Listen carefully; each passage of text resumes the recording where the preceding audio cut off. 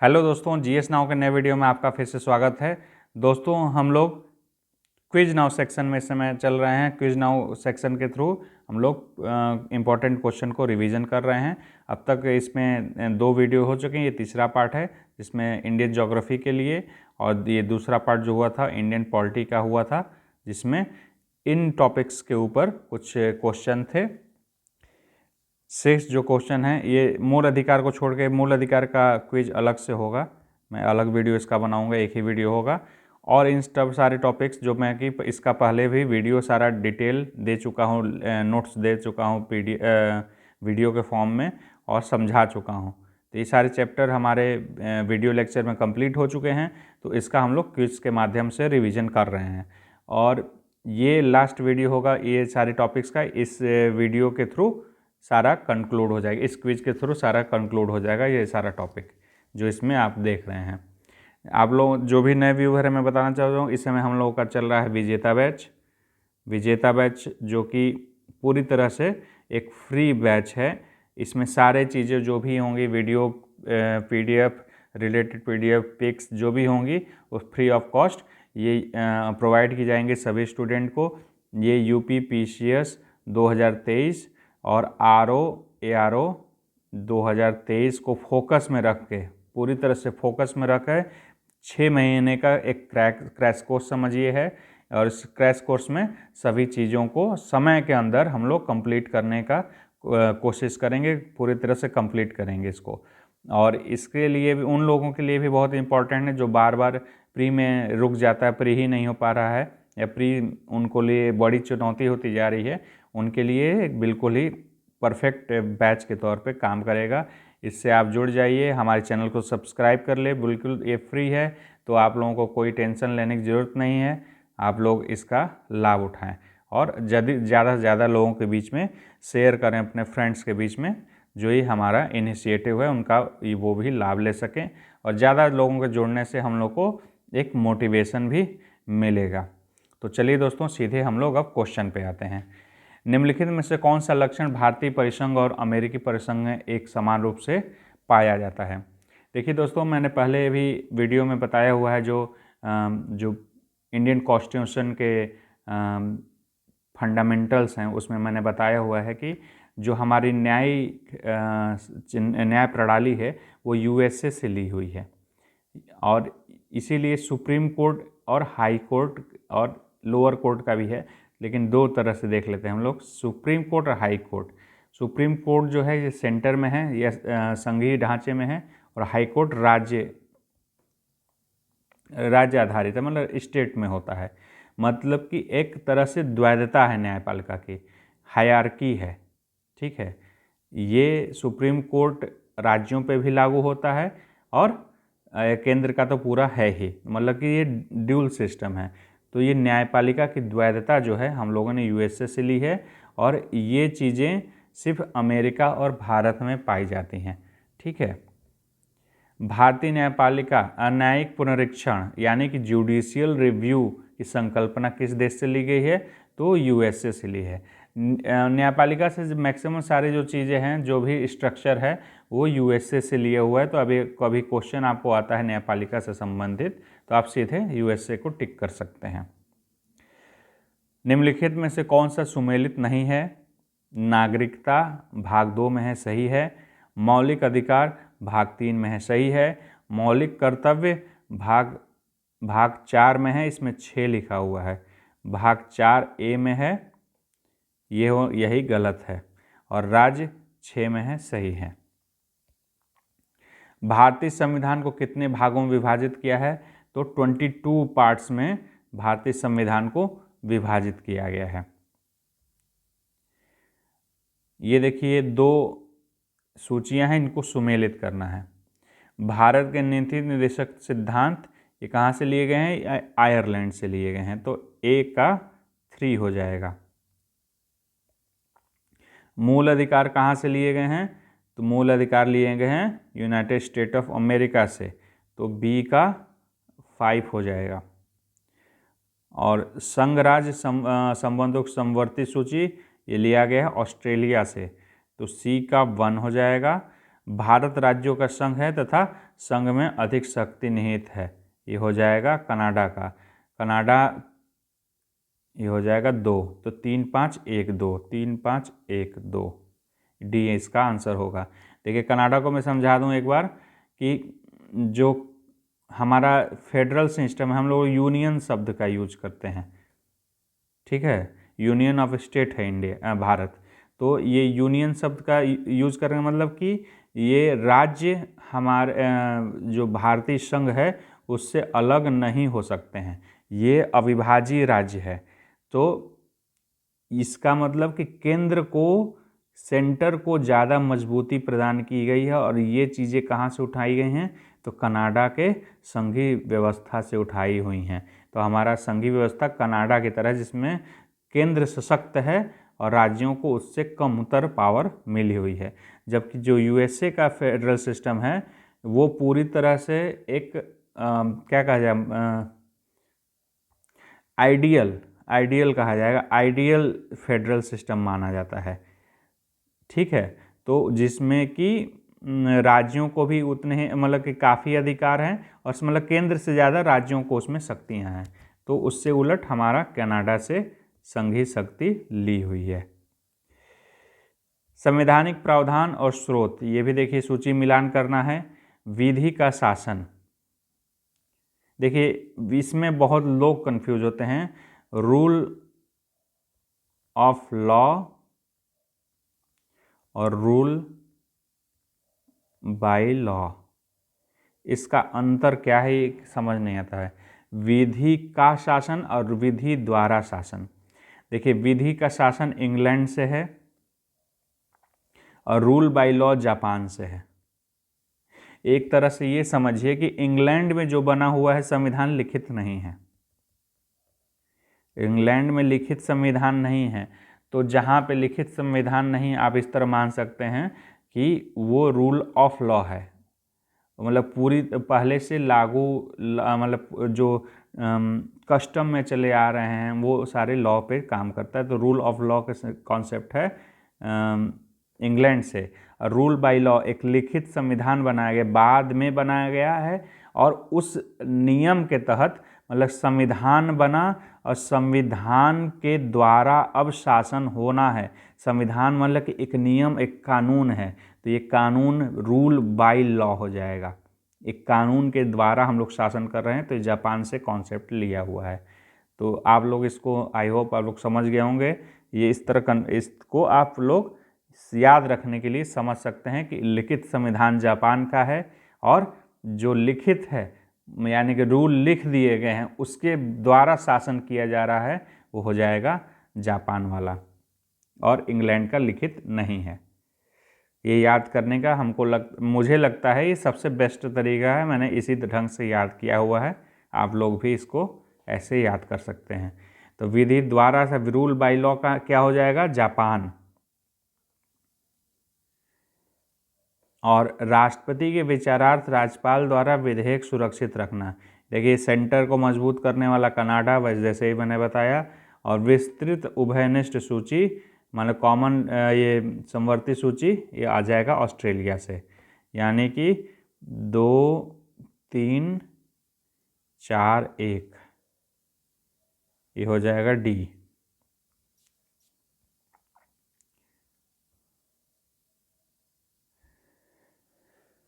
इसमें भी देखिए मिलान करना है। मूल अधिकार, जैसे मैंने बताया, ये जानबूझ के 2-3 क्वेश्चन को रिपीटेटिव टाइप के लिया गया है कि आपको 2-3 क्वेश्चन करते करते ही याद हो जाएं इसको देखते देखते, और कुछ इसमें टॉपिक अलग भी होंगे तो उससे भी आपको कुछ डाइवर्सिटी आ जाएगी। शासन की संसदीय प्रणाली सबको पता है यूके से उठाया गया है। आपात उपबंध, देखिए यह है जर्मनी के वाइमर संविधान से लिया गया है। राज्य के नीति निर्देशक तत्व आयरलैंड से लिए गए हैं। तो हो जाएगा 2 1 4 3, हो जाएगा सी। अनुसूचियां कितनी हैं, तो 12, पहले 8 थी, 8 के बाद 9, 10, 11 और 12 बाद में अलग अलग संविधान संशोधनों द्वारा ऐड की हुई हैं। ये भी सुमेलित करना है। मौलिक अधिकार भाग 3 में है। मौलिक कर्तव्य 4A में है। ठीक है। संघ हो जाएगा भाग 5 में। आपात उपबंध हो जाएंगे 18 में। तो इसका मिलान होगा 2, 1, 4, 3, 2, 1, 4, 3 A। हमारे संविधान के किस भाग में 3 सोपानों में पंचायतें बनाने की प्रक्रिया? 3 सोपानों यानी 3 लेयर पंचायतें बनाने का प्रावधान है। पंचायतें का उल्लेख है भाग 9 में। निम्नलिखित में कौन सा विषय समवर्ती सूची का है? तो आपराधिक मामले इसमें हो जाएंगे। पुलिस जो है राज्य सूची का है। रेडियो टेलीविज़न से केंद्र का हो जाएगा और विदेशी मामले भी केंद्र का हो जाएगा। कोएल्हो केस भारत में किस अनुसूची से संबंधित? बहुत इंपॉर्टेंट ये क्वेश्चन है। कोएल्हो केस 9वीं अनुसूची से संबंधित है। इसी से देखिए रिलेटेड अगला क्वेश्चन है। भारत की संसद में किसी कानून विशेष को भारत के संविधान की 9वीं सूची में डाल सकती है। भारत की संसद किसी से कानून विशेष को भारत के संविधान की 9वीं सूची में डाल सकती है। सही बात है। 9वीं सूची में डाले गए किसी कानून की वैधता का परीक्षण किसी न्यायालय द्वारा नहीं किया जा सकता एवं उसके ऊपर कोई निर्णय नहीं किया जा सकता है। ये गलत होगा। ये पहले नियम किया गया था 31A और B के तहत। 31A और B ये फर्स्ट कॉन्स्टिट्यूशनल अमेंडमेंट था।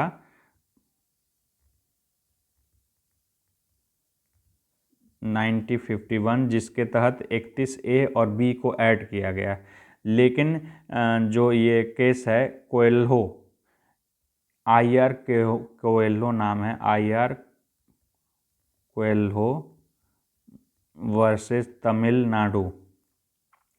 इसमें सुप्रीम कोर्ट ने निर्णय दिया कि जो 24 अप्रैल 1973 के बाद के मामले हैं उसके ऊपर न्यायिक समीक्षा, हिंदी में लिखते हैं,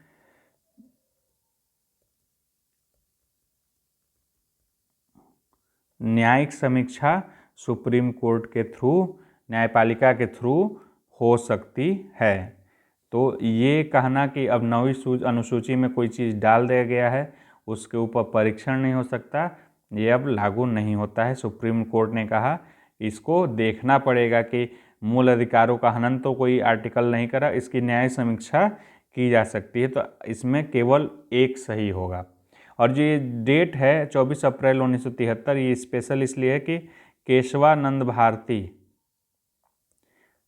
आप लोग जानते होंगे जो भी पढ़ रहे हैं, मतलब केशवानंद भारती का नाम तो जरूर सुने। ये इसका निर्णय इस दिन आया था, तो उस डेट से इसको रखा गया है कि इसके बाद कोई भी चीज़ ऐड होती है इस लिस्ट में 9वीं अनुसूची में तो उसको हम लोग न्यायिक समीक्षा के दायरे में लाएंगे।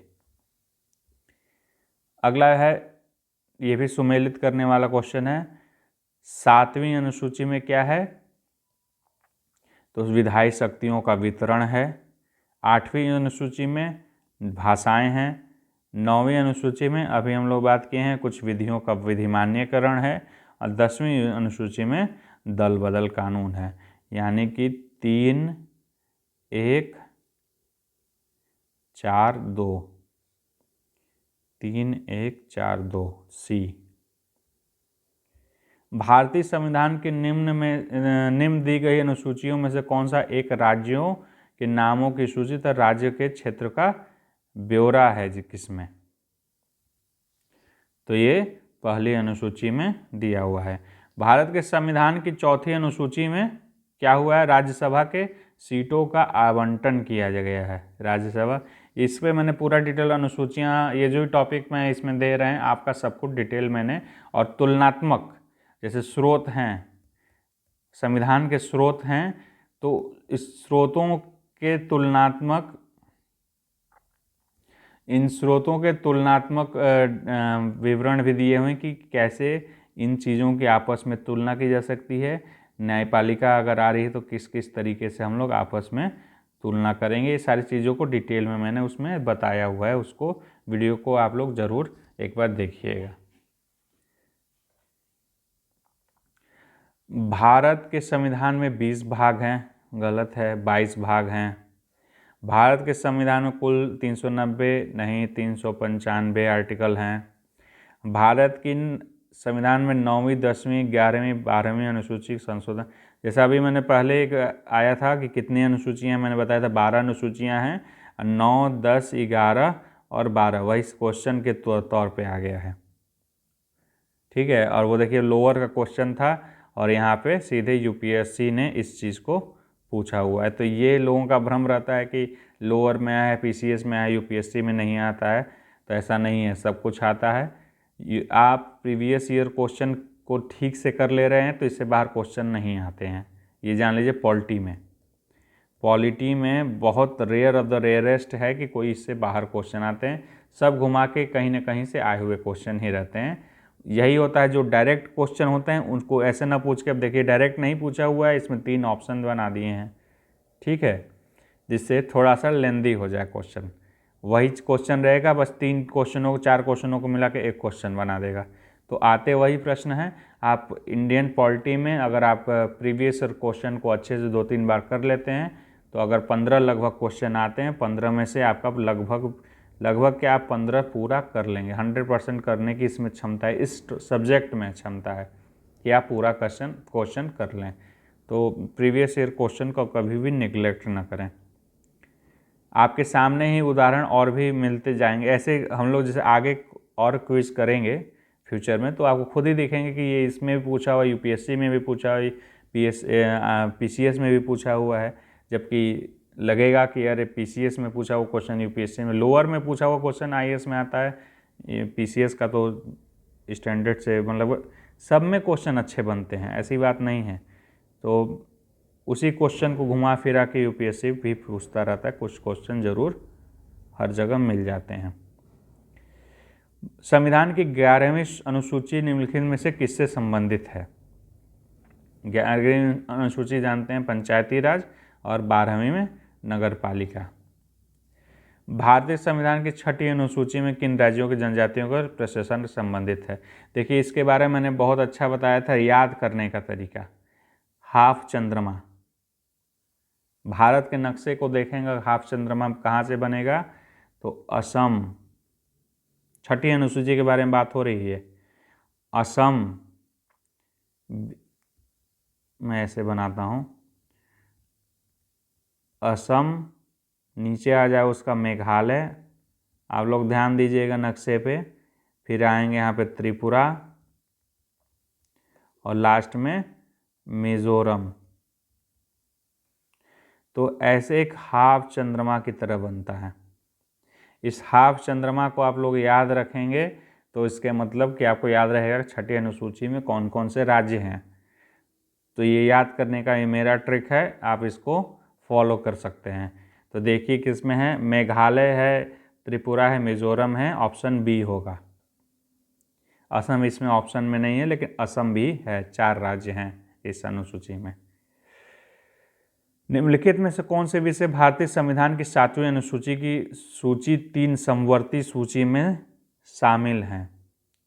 समवर्ती सूची में दंड प्रक्रिया है, पुलिस राज्य का है, कारागार। भारतीय संविधान की 7वीं अनुसूची के अंतर्गत निम्नलिखित किसका उल्लेख है? राज्य सूची में, राज्य सूची में रेलवे, पुलिस का, कई बार रिपीटेड क्वेश्चन है। विवाह विच्छेद, विवाह, गोद लेना संविधान की 7वीं अनुसूची में निम्नलिखित अंतर्गत सम्मिलित किए गए हैं। तो ये समवर्ती सूची में। केंद्र सूची, इसमें कुछ बताने लायक नहीं इसलिए मैं बता नहीं रहा हूँ, बस चलते जा रहा हूँ क्योंकि 1 लाइनर सीधे डायरेक्ट क्वेश्चन है इसमें। केंद्र सूची, राज्य सूची, समवर्ती, पुलिस सार्वजनिक व्यवस्था, जनसंख्या नियंत्रण, जनगणना, अंतरिक्ष अनुसंधान। अंतरिक्ष अनुसंधान विशेष याद रखिएगा, अवशिष्ट सूची का मैटर है। आप बस इसी को जानते रहेंगे तो आपका काम हो जाएगा। आप और सबको मिला लीजिएगा पॉज करके। बहुत सारे पीसीएस में मैक्सिमम ऐसे ही होते हैं, एक जानते हैं तो आपका काम हो जाता है। भारत के संविधान में अंतर्गत विषय तथा संबंधित सूची के बारे में निम्न में से कौन सा सुमेलित नहीं है? तो वन, शेयर बाजार ही देखिए सीधे, शेयर बाजार आर्थिक मैटर है, केंद्र का मामला है, यही सुमेलित नहीं है। भारतीय संविधान की प्रस्तावना में पंथ निरपेक्ष शब्द जोड़ा गया है 42 संविधान संशोधन। जैसा कि मैंने पिछले प्रस्तावना वाले वीडियो में बताया है, प्रस्तावना में एक ही संशोधन हुआ है, 42nd कॉन्स्टिट्यूशनल अमेंडमेंट 1976, यही एक संविधान संशोधन हुआ है। कोई भी संविधान संशोधन किसी भी टॉपिक के बारे में पूछे प्रस्तावना में, आंख बंद करके 42nd मारना है, क्योंकि एक ही संविधान संशोधन है, चाहे कितना भी घुमा ले क्वेश्चन को। संविधान की उद्देशिका के संबंध में निम्न कथनों पर विचार करिए, दिए गए कोड की सहायता से कौन अच्छा। पंडित नेहरू द्वारा ऑब्जेक्टिव प्रस्ताव अंतोगत्वा उद्देशिका बनाए, बिल्कुल सही है। इसकी प्रकृति न्याय योग्य नहीं है, बिल्कुल सही है। इसका संशोधन नहीं किया जा सकता है, बिल्कुल गलत है। संविधान के विशिष्ट प्रावधानों को यह रद्द या ओवरराइड नहीं कर सकता, सही है। इसका संविधान संशोधन हो सकता है, बिल्कुल आराम से हो सकता है।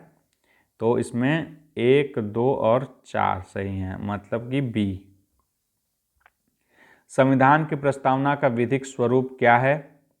यह अभी मैंने पिछला क्वेश्चन ही देखा हम लोगों ने, यह न्याय योग्य नहीं है।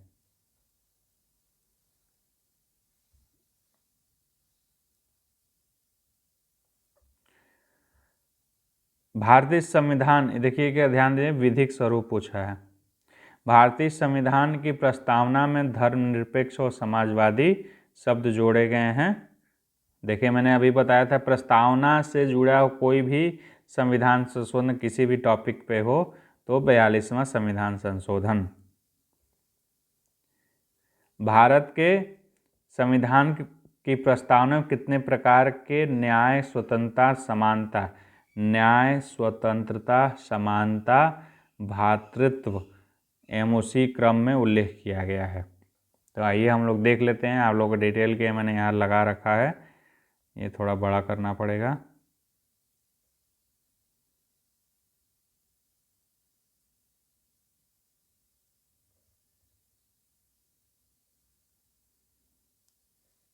देखिए क्या पूछा, न्याय। न्याय कितने प्रकार के न्याय हैं? तो न्याय शब्द है यहाँ। तो नागरिकों को सामाजिक, आर्थिक और राजनीतिक 3 प्रकार के न्याय हो गए। और स्वतंत्रता, विचार, अभिव्यक्ति, विश्वास, धर्म और उपासना, 5 प्रकार की स्वतंत्रता। और क्या पूछा है? समता, भ्रातृत्व।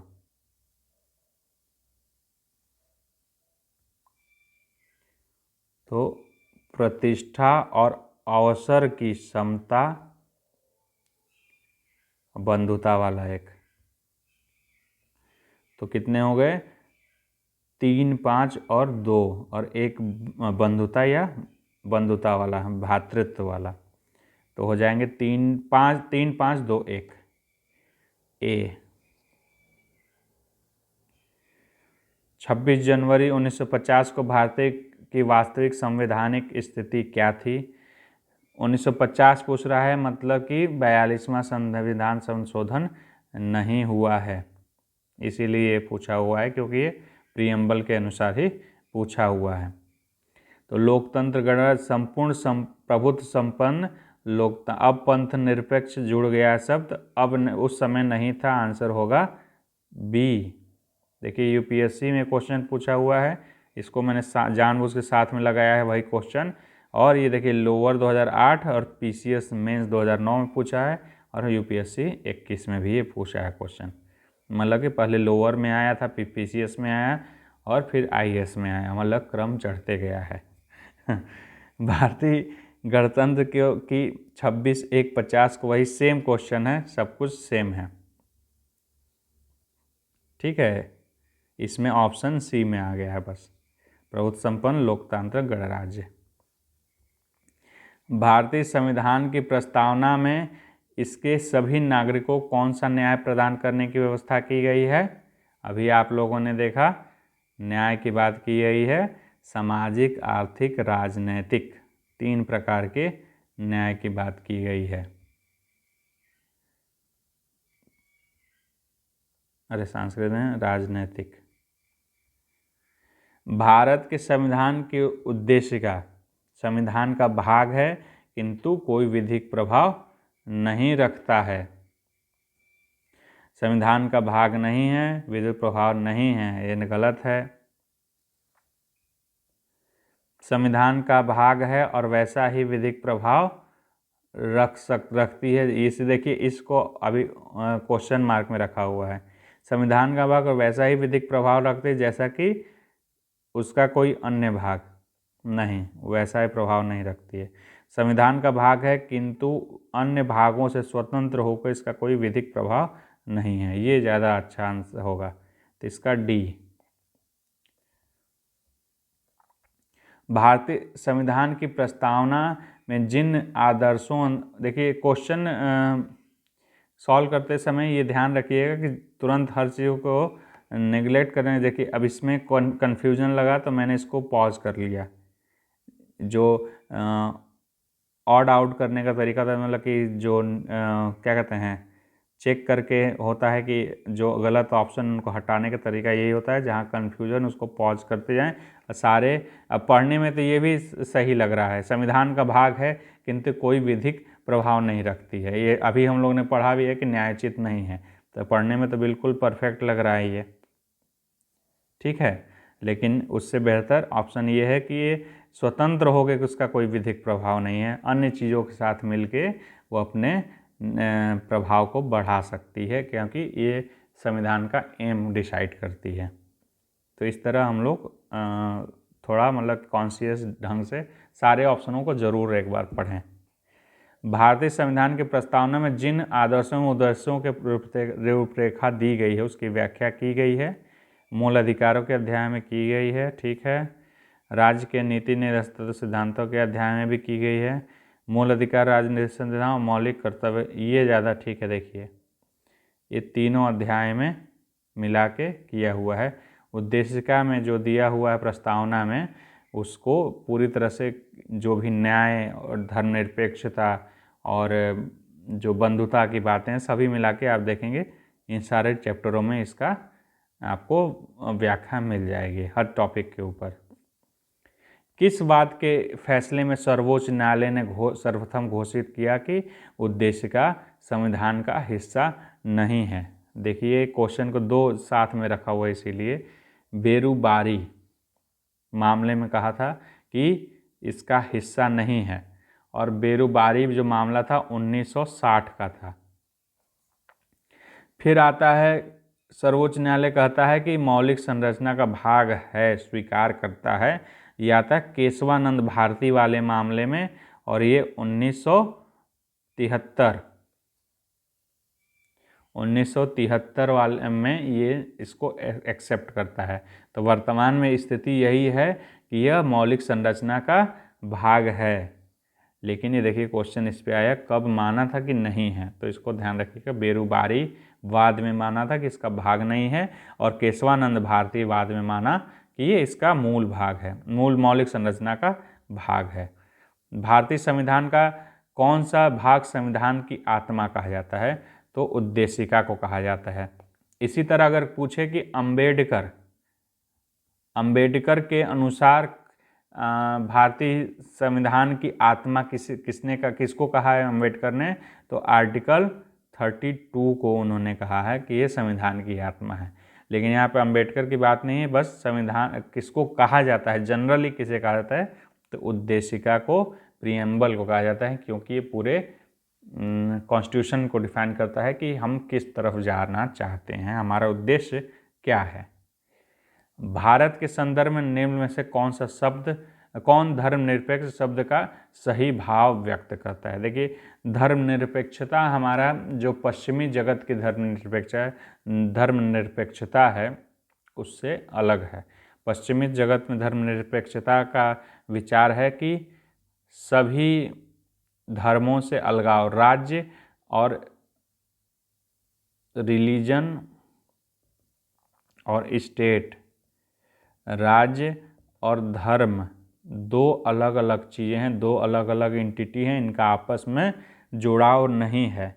लेकिन जो भारतीय परिदृश्य, भारतीय जो भाव है उसमें यह है कि सभी धर्मों के प्रति राज्य का समान व्यवहार, सभी धर्मों को समान व्यवहार देना, ये भारतीय परिप्रेक्ष्य में, भारतीय दर्शन में भारतीय धर्मनिरपेक्ष शब्द का सही वर्णन होगा। तो इसमें आंसर सही होगा, भारत में अनेक धर्म, भारतीय धार्मिक स्वतंत्रता प्राप्त है, धर्मानुपालन व्यक्ति के, भारत के राज्य का कोई धर्म नहीं है। ठीक है, इसका डी होगा। और भारत राज्य का कोई धर्म नहीं है, लेकिन सभी धर्मों पे विशेष नहीं, बराबर समान व्यवहार राज्य द्वारा किया जाता है। सभी धर्मों को समान प्रश्रय देना, उनको समान आदर देना राज्य का काम है या राज्य करता है। ये हमारा धर्मनिरपेक्षता का कॉन्सेप्ट है भारतीय परिप्रेक्ष्य में। आई होप आप लोगों को अब तक ये वीडियो पसंद आया होगा, जो भी मैंने एक्सप्लेन किया होगा आपको पसंद आया होगा। अभी तक आप GS नाउ से नहीं जुड़े हैं तो कृपया करके GS नाउ से जुड़ें और चैनल को सब्सक्राइब करें। अपने दोस्तों के बीच में अगर आप जुड़ चुके हैं तो दोस्तों के बीच में ज़रूर इसको शेयर करें। और इसके अलावा हमारा विजेता जो बैच है उससे जुड़ने के लिए आप लोग चैनल को सब्सक्राइब कर लें। और हमारा एक UPPCS 2023 विजेता बैच है, उसमें हम लोग वीडियोस को डालते हैं। जो भी 2023 के PCS के लिए इम्पोर्टेंट RO ARO भी इसी में इंक्लूडेड है। RO ARO के GS के लिए यही प्ले लिस्ट है। इसके अलावा हिंदी के लिए अगर जो बनेगा वीडियो उसको अलग प्लेलिस्ट में, और भी चीज़ें जो RO ARO के लिए होंगी अलग से प्लेलिस्ट में डाली जाएंगी। GS वाला जो टॉपिक है वो सारा UPPCS विजेता बैच वाला जो टॉप प्ले लिस्ट है उसी में डाला जाएगा। तो उसको ज़रूर सब्सक्राइब कर लें, अपने दोस्तों के बीच में ज़रूर शेयर करें, जिससे ज़्यादा से ज़्यादा लोग जुड़ें हम लोगों से और हम लोग को आगे भी ऐसे काम करने के लिए मोटिवेशन मिल सके। Thank you for watching GS now. Take care.